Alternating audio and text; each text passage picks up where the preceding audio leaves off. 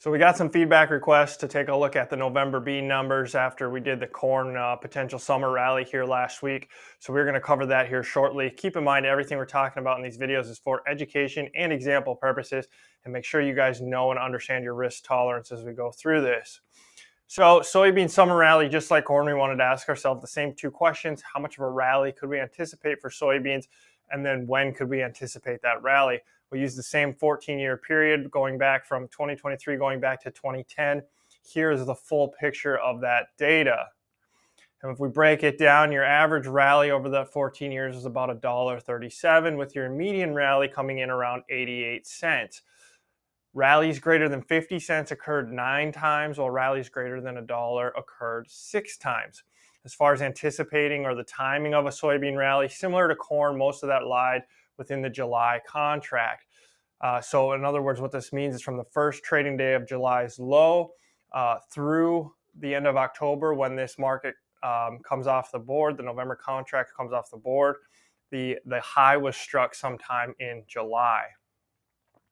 Now, similar to corn, we just don't feel that it's accurate to use the entire 14 years worth of data. We wanted to pare it down a little bit based on the potential ending stocks numbers that we're looking at, as well as about where we are on a relative futures price basis. So again, this brings up kind of that 2014 to 2019 area, similar to what corn was.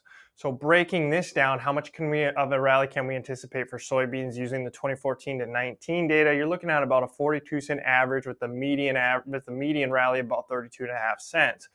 Using the recent lows here from the first trading day of July, that would put a target on November beans of around $11.39 using that 42-cent average. And then again, when could we anticipate this rally for beans? Well, based on the 2014 to 19 data, again, it was generally by July 15th.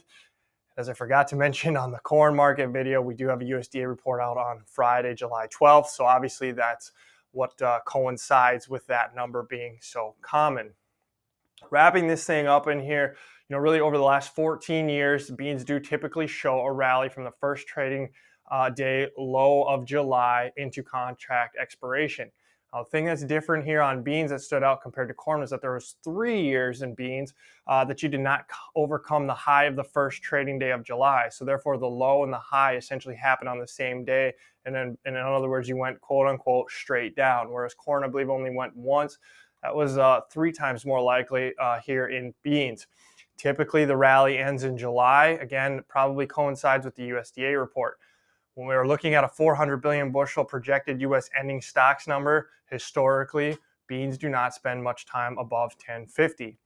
As always, we have to ask ourselves, what can we live with?